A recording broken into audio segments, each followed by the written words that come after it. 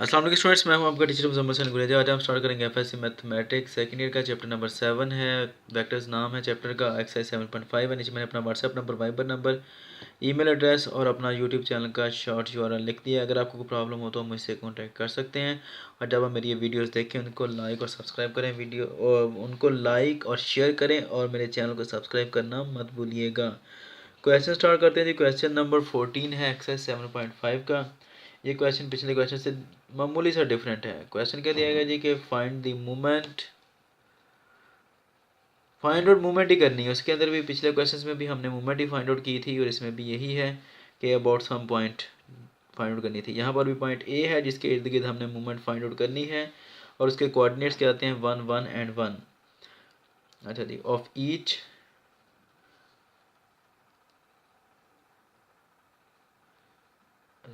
Of the concurrent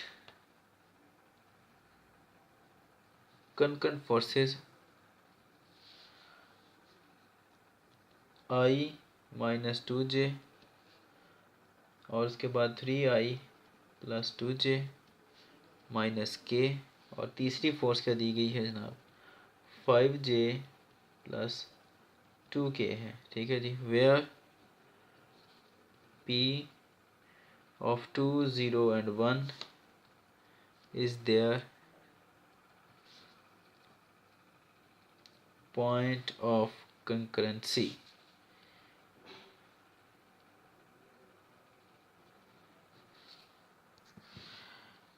अच्छा, इस question के अंदर क्या है कि हमारे पास तीन फोर्सेस दी गई हैं और उसने कहा कि ये कंकरेंट फोर्सेस हैं और ये जो तीनों की तीनों फोर्सेस हैं ये पॉइंट पी के ऊपर लगती हैं। ठीक है, और ए पॉइंट जो है उसके इर्द गिर्द हमने मूवमेंट जो फाइंड आउट करनी है। अब बात यह है कि ये कंकरेंट लफ्ज़ जो है इसका मतलब क्या है। इसका मतलब ये होता है कि अगर जो फोर्सेस हैं वो जितने भी फोर्सेस हैं वो सारी की सारी किसी एक पॉइंट के ऊपर, कॉमन पॉइंट के ऊपर लग रही हों तो वो जो फोर्सेस होती हैं वो कंकरेंट फोर्सेस होती हैं। ठीक है, और वो जो पॉइंट होता है जिस पॉइंट के ऊपर लग रही होती है इसको पॉइंट ऑफ कंकरेंसी बोला जाता है। लेट्स सपोज अगर ये हमारे पास पॉइंट है और फ़र्ज़ कर लें कि ये तीन फोर्सेस हैं इसके ऊपर लग रही हैं, तो तीनों चूँकि एक ही पॉइंट के ऊपर लग रही हैं इसलिए ये फोर्सेस क्या कहलाएंगी, कंकरेंट फोर्सेस कहलाएंगी। और चूँकि ये एक ही पॉइंट है जिसके ऊपर लग रहे हैं तो इस पॉइंट को पॉइंट ऑफ कंकरेंसी बोला जाता है। ठीक है, अब फोर्सेस जिसके ऊपर लग रही हैं वो ये वाला पॉइंट है। ठीक है जी, और वो कौन सा है, वो पॉइंट पी है जिसके कोऑर्डिनेट्स क्या आते हैं 2 0 एंड 1 है। अब जब ये फोर्सेस लग रही हैं तो साफ ज़रा है कि इनका रिजल्टेंट भी कोई ना कोई आएगा ना। तीनों फोर्सेस लगेंगी, कोई ना कोई तो इनका हासिल रसूल मिलेगा कि नहीं मिलेगा, कोई ना कोई इसका आंसर आएगा, कोई ना कोई इनकी रिजल्टेंट फोर्स होगी, एक वेक्टर आएगा रिजल्टेंट वेक्टर। ठीक है जी, और वो जो रिजल्टेंट वेक्टर आएगा उस रिजल्टेंट वेक्टर की वजह से ये पॉइंट जो है ये मूव करेगा किसी और पॉइंट के इर्द गिर्द। ठीक है, और वो पॉइंट क्या है, वो पॉइंट ए है जिसके इर्द गिर्द इसने फिर मूव करना है और उसके कोऑर्डिनेट्स क्या हैं 1 1 एंड 1। और हमने क्या करना है, हमने इस पॉइंट के इर्द गिर्द पॉइंट पी का जो मूवमेंट होगा वो फाइंड आउट करना है, यानी कि इसका टार्क फाइंड आउट करना है। ठीक है जी। अब चूंकि ये तीन फोर्सेज हैं और कंकरेंट हैं तो जब कंकरेंट फोर्सेज हो तीनों तो एक ही पॉइंट के ऊपर चूंकि लगेगी वो, तो हमने क्या करना है, इनको तीनों को ऐड अप करना है। ठीक है, क्योंकि एक ही जगह पर ये लग रही हैं। सबसे पहले हम ऐसे करते हैं कि जो आर डिस्टेंस आएगा यहाँ से लेकर यहाँ तक का जो फासला आएगा जिसको हम मूवमेंट आर्म आर भी कहते हैं, हम ये पहले फाइंड आउट कर लेते हैं। और ये मैंने आपको पहले ही बताया था कि मूवमेंट आर्म जो होता है वो जहाँ से पर हमने मूवमेंट मालूम करनी हो उस पॉइंट से लेकर जिस पॉइंट के ऊपर फोर्स लग रही है वहाँ तक का फासला होता है। और जो होता है मूवमेंट जहाँ पर हमने मूवमेंट मालूम करनी हो जिस पॉइंट के इर्द वहाँ पर इसकी टेल होती है और दूसरे पर इसकी हेड होता है। ठीक है जी, और इसको फाइंड करने के लिए यही हम करेंगे कि पॉइंट ए पहले लिख लेते हैं 1 1 एंड 1। ठीक है जी, लेट और पॉइंट पी जो आ रहा है बी की बजाय पॉइंट पी लिखा है वो क्या है जी 2 0 एंड 1 है। ठीक है जी, तो हमें क्या करना है, जैसे मैंने आपको पहले बताया था कि हमने चूँकि ये फाइंड आउट करना है डिस्टेंस, तो इसके लिए हमें क्या करना पड़ेगा, इसको रिजल्टेंट जो सॉरी रिजल्ट कर रहा हूँ वेक्टर की फॉर्म में लेकर जाना पड़ेगा इसको। इसका पहला कोऑर्डिनेट x1 कहलाएगा, दूसरा y1 और तीसरा z1 कहलाएगा। सेम इसी तरह पॉइंट P का x2 y2 एंड z2 कहलाएगा। ठीक है जी, अब r पॉइंट फाइंड आउट करना है हमने, r वेक्टर जो है और वो है AP जिसे हम कह सकते हैं, वो कैसे लिखा जाता है x2 minus x1 i vector plus y2 minus y1 j vector plus z2 minus z1 के वेक्टर आएगा। ठीक है जी, करते हैं यहाँ पर अब इसका सोल्यूशन, और वो क्या आएगा, x2 vector sorry x2 point क्या आ रहा है 2 माइनस x1 क्या आ रहा है 1 आई वेक्टर प्लस y2 क्या आ रहा है हमारे पास 0 माइनस y1 क्या आ रहा है 1 और j, फिर प्लस z2 क्या आ रहा है 1 और z1 क्या आ रहा है वो भी 1 आ रहा है। ठीक है, ये देखें, और k वेक्टर आ गया। तो r वेक्टर जो हमारे पास आएगा, दो में से एक निकाला, एक बचा 1 आई वेक्टर। ठीक है जी, प्लस माइनस माइनस क्योंकि जीरो तो रहेगा नहीं, इसकी वैल्यू कोई नहीं है, तो प्लस माइनस माइनस 1 बचा पीछे ये वाला, और j वेक्टर ये कट जाएंगे तो पीछे क्या बचेगा 0 k वेक्टर। ठीक है जी, ये हमारे पास r आ जाता है। फोर्सेस चूँकि 3 है तो इनका रिजल्टेंट कैसे आएगा, F force is equal to F1 plus F2 plus F3। इन तीनों से पहले मैं यहाँ पर साइड पे लिख लेता हूँ, या बल्कि ऐसे कर लें कि लेट F1 क्या आएगी हमारे पास ही,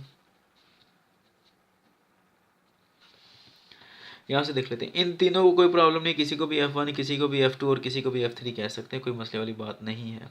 लेट्स सपोज ये वाला है F1, तो I माइनस 2j, k नहीं है तो k 0 है। क्या है जी, I माइनस 2j, k नहीं है तो उसको 0 k लिखेंगे हम। ठीक है, फिर F2 आ जाता है जी वेक्टर, उसमें क्या आएगा जी, I j k तीनों ही है, 3I 2j minus 1k, 3I plus 2j और माइनस k आ रहा है।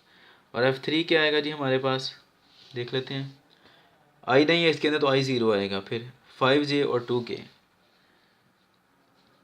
5j और 2k। ठीक है जी, अब क्या करना है, हमने ये लिखना है, दोबारा फिर लिख लेते हैं कि F is equal to F1 plus F2 plus F3। F1 क्या आ रहा है जी, I minus 2j plus 0k। ठीक है जी, उसके बाद प्लस ये वाला, उसके बाद k, F2 आएगा। बेटर है कि इसको आप इस तरह लिख लें तो, ठीक है, ब्रैकेट के अंदर।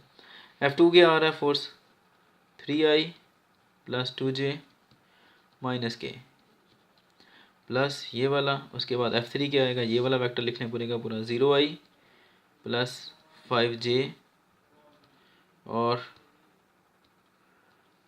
Plus 2k। जब वेक्टर्स को आपस में एडअप करते हैं तो ये बात याद रखनी है, ये सारे वेक्टर्स ही ना, तीनों फोर्सेस वेक्टर्स ही हैं, तो हम इनके जो करस्पॉन्डिंग कंपोनेंट्स होते हैं उन्हीं को ऐड करते हैं। ठीक है, यानी कि आई को आई के साथ ऐड करेंगे, जे को जे के साथ और के को के साथ ऐड करेंगे।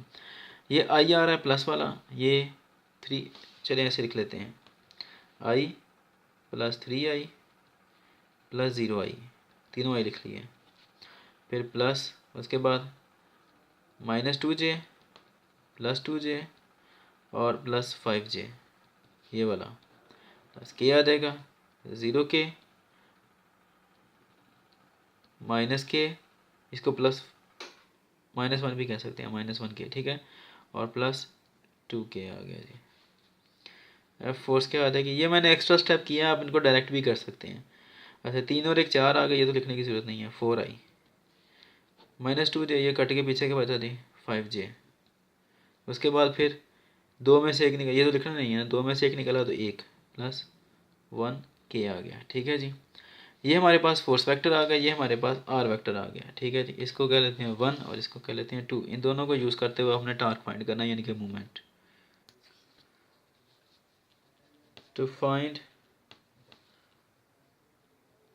Movement we have torque is equal to R cross F. अब आर क्या आ रहा है और एफ क्या आ रहा है, ठीक है जी, वो लिख लेते हैं। आर हमारे पास है जी, जैसे कि मैंने यहाँ पर लिखा भी हुआ है, 1I माइनस 1j और 0k, 1I उसके बाद फिर माइनस 1j और प्लस 0k आ रहा है, क्रॉस f आ रहा है। अब f की वैल्यू क्या है, ये लिखी हुई है 4I 5j और 1k, 4I प्लस 5j और प्लस 1k। ठीक है जी, अब इनको सॉल्व करने के लिए हमें क्या करना पड़ेगा, i को पहले इसके साथ मल्टीप्लाई करें, फिर i को j के साथ, फिर i को k के साथ, उसके बाद फिर j को i के साथ, j को j के साथ, j को k के साथ, फिर उसके बाद k को i के साथ, k को j और फिर k को k के साथ। ये लंबी मल्टीप्लिकेशन हो जाएगी, गलती के चांसेस हैं। इसके लिए हम क्या करते हैं कि इसको हम ले जाते हैं डिटर्मिनेंट की फॉर्म में, उसमें हमने सबसे पहले आई, जे और के लिखना है। उसके बाद चूँकि ये आर क्रॉस एफ आता है, पहला वेक्टर ये वाला, पहले हमने क्या करना है, पहला कंपोनेंट आई वाला 1 आ रहा है, फिर उसके बाद -1 आ रहा है, फिर के वाला 0 आ रहा है। उसके बाद फिर अब हमने दूसरी रो के अंदर, सॉरी तीसरी रो के अंदर ये लिखना है, ठीक है जी। वो क्या आ रहा है, 4 आ रहा है, उसके बाद फिर 5 आ रहा है, इसके बाद 1 आ रहा है, ठीक है जी। एक्सपेंडिंग R1 को फाइंड एक्सपेंड करते हैं इसका सोल्यूशन लेने के लिए कि ये क्या है, बेसिकली किसके इक्वल आता है। वो क्या आएगा, पहले आई वेक्टर आ रहा है, इसको एज इट इज लिख दिया है, फिर इन चारों को लिख देना है। क्या करना है हमने, जो कि आई कहाँ पर आ रहा है, फर्स्ट रो और फर्स्ट कॉलम में आ रहा है, तो हमने फर्स्ट रो और फर्स्ट कॉलम को छोड़ दिया, बाकी चारों को लिख दें, -1 0 5 और 1। उसके बाद आई वाला तो प्लस आता है, जे वाला क्या आता है, माइनस जे।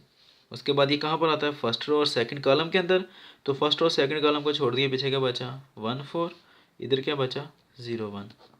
उसके बाद फिर के आता है, के के साथ क्या आएगा, हमेशा प्लस, पहले वाला प्लस, दूसरा माइनस, तीसरा फिर प्लस।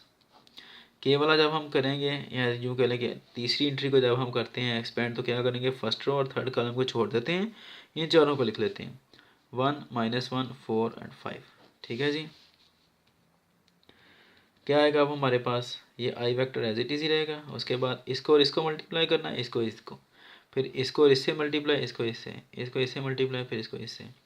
किस तरह करना है, एक ज़रब एक विद अ नेगेटिव साइन, फिर उसके बाद माइनस लाजमी लगाना है जब इन दोनों को करना है, 5 ज़रब 0 0, फिर माइनस जे आ गया। उसके बाद एक ज़रब एक, फिर माइनस लाजमी लगाना है, फिर 4 ज़रब 0 0, फिर प्लस के आ गया। अब 5 ज़रब 5, फिर माइनस लाजमी लगाना है, 4 ज़रब 4, लेकिन -4, क्योंकि ये एक जो है ये माइनस वाला है।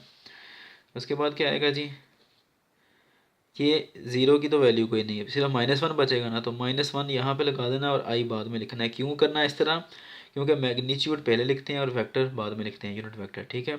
फिर ये वाला माइनस, उसके बाद ये 1 लगाने के बाद फिर जे लिखना है हमने, ठीक है। अब ये देखिए माइनस माइनस क्या होते हैं, प्लस होते हैं, 5 और 4 9, यहाँ पर भी क्या लिखेंगे 9 के। तो ये है हमारे पास ये मूवमेंट जो कि हमने फाइंड आउट करनी थी, ठीक है जी। उम्मीद है कि आपको समझ लग गई होगी। अगर समझ ना लगे, किसी चीज़ में कोई प्रॉब्लम हो, तो हम इससे कॉन्टैक्ट कर सकते हैं। अब इंशाल्लाह अज़्ज़वजल नेक्स्ट वीडियो में आपसे मिलता हूँ। तब तक के लिए अपना ख्याल रखिएगा, मुझे दुआ में याद रखें, मेरे चैनल को सब्सक्राइब करें, वीडियोस को लाइक और शेयर करना मत भूलिएगा, ठीक है जी। और ये लिया जाए, अल्लाह हाफिज़।